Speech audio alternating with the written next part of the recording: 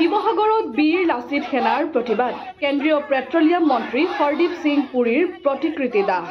ভাটিয়াপাৰ বাৰিচুকস্থিত ONGCৰ 147 ৰিগত ব্যাপক হাৰত হৈ থকা প্ৰাকৃতিক গেছ নিৰ্গমনৰ ঘটনাই উন্মিষ্ট কৰিছে বহু দিশ ব্যক্তিগত খণ্ডৰ কোম্পানীসমূহে প্ৰয়োজনীয় সা-সুবিধা তথা সুৰক্ষা ব্যৱস্থা অবিহনে খনন কাৰ্য সম্পন্ন কৰি অহাৰ লগতে এই কোম্পানীসমূহত কৰ্মৰত কৰ্মচাৰীসকলৰ বাবে থকাৰ সুৰক্ষাৰ নিৰ্দেশনা পালন নকৰা আদি বিভিন্ন দিশ উন্মিষ্ট হৈছে যাৰ পৰিপ্ৰেক্ষিতত বীৰ লাচিত সেনাই অব্যাহত ৰাখিছে প্ৰতিবাদ শিৱসাগৰৰ চহৰৰ কেপি চাৰিআলিত বীৰ লাচিত সেনাই কেন্দ্ৰীয় পেট্ৰলিয়াম মন্ত্ৰী হৰদীপ সিং পুৰীৰ প্ৰতিকৃতি দাহ কৰি প্ৰতিবাদ সাব্যস্ত কৰাৰ লগতে ONGC কৰ্তৃপক্ষক অতি শীঘ্ৰেই ৰিগটোৰ গেছ নিৰ্গমন কৰা আৰু বিতৰ্কিত শ্ৰীকৃষ্ণ আগৰৱালা মালিকাধীন প্ৰতিষ্ঠান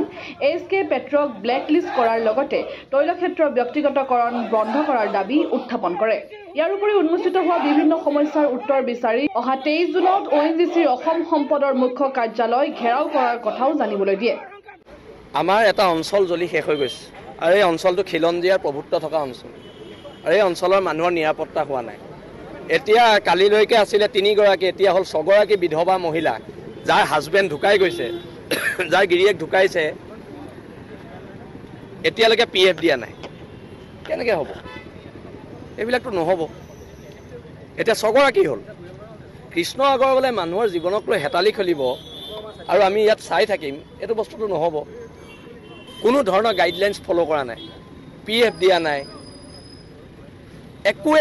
একো গাইডলাইন্স ফলো কৰা নাই আটাইতকৈ আচৰিত কথা কি আমাৰ যদি অসমীয়া মানুহ এটা ৰিগ হয় সকলো গাইডলাইন্স ফলো কৰিব লাগে কিন্তু কৃষ্ণ আগৰৱালাই কোনো গাইডলাইন্স নাই কোনো ধৰণৰ গাইডলাইন্স নাই আমাৰ সভাপতি ডাঙৰীয়া বাকীখিনি ক'ব নিষ্ক্ৰিয় ভূমিকা কাৰণ পইচা খাই থৈছে আৰু কৃষ্ণ আগৰৱালা সেইদিনা এখন প্ৰেছ মিট দিছে প্ৰেছ মিটখনত কি ধৰণৰ কথা কৈছে আপোনালোক আছেই তাত সমস্যাৰ সমাধানৰ কথা কৃষ্ণ আগৰৱালাক ব্লেকলিষ্ট কৰাৰ কথা ক'লে জানো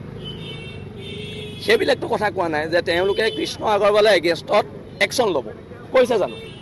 নাই কোৱা তেওঁলোকে শিৱসাগৰ প্ৰশাসনক ধন্যবাদ দিছে ধন্যবাদ আমিও দিছোঁ শিৱসাগৰ প্ৰশাসনে যিখিনি কৰিছে বহুত কৰিছে কিন্তু শিৱসাগৰ প্ৰশাসনে কিয় কৰিব ONGCয়ে কৰিব লাগিব আজি শিৱসাগৰ প্ৰশাসনে যিখিনি কৰিছে আমি সঁচাকৈ ধন্যবাদ দিছোঁ যিখিনি কৰিছে আমি আলোচনাত মিলিত হৈছোঁ তেওঁলোকৰ লগত আমিও তাত গৈ যিমান পৰিমাণৰ আমাৰ সামৰ্থ্য অনুযায়ী যিখিনি দিব লাগে আমি দিছোঁ কিন্তু এটা কথাটো হৈছে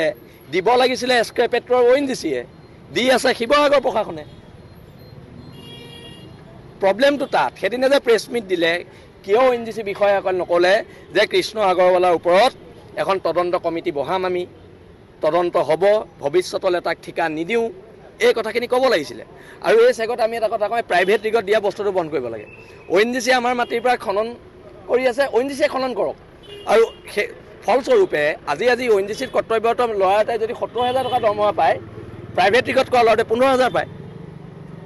কিন্তু কাম একেটাই এতিয়া আমি সেইকাৰণে কৈছোঁ যে ONGCয়ে নিজে খনন কৰক আৰু চাকৰিবিলাক খুলি দিয়ক ব্যক্তিগতকৰণ প্ৰক্ৰিয়াটো বন্ধ কৰিব লাগে কি কৈছে আমি 23 তাৰিখে ONGC আছাম এছাত ঘেৰাও কৰিম আৰু সিদ্ধান্তবিলাক দিল্লীৰ পৰা ল'লে নহ'ব অসমৰ পৰা সিদ্ধান্তবোৰ ল'ব লাগিব ONGCয়ে এই কথাখিনি আমাক প্ৰতিশ্ৰুতি দিব লাগিব নহ'লে ONGC বন্ধ কৰি দিয়া হ'ব নিশ্চয় কৰিব মূল বিষয় এইটোৱে হ'ব তাত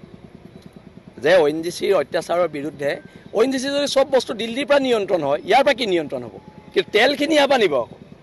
ডিচিশ্যন দিল্লীৰ পৰা আৰু তেল ইয়াৰ পৰা এইটো বস্তু হ'ব দিয়া নহয় শিৱসাগৰৰ পৰা সৈয়দ মুস্তাকৰ ৰহমানৰ ৰিপৰ্ট অসম আদিত্য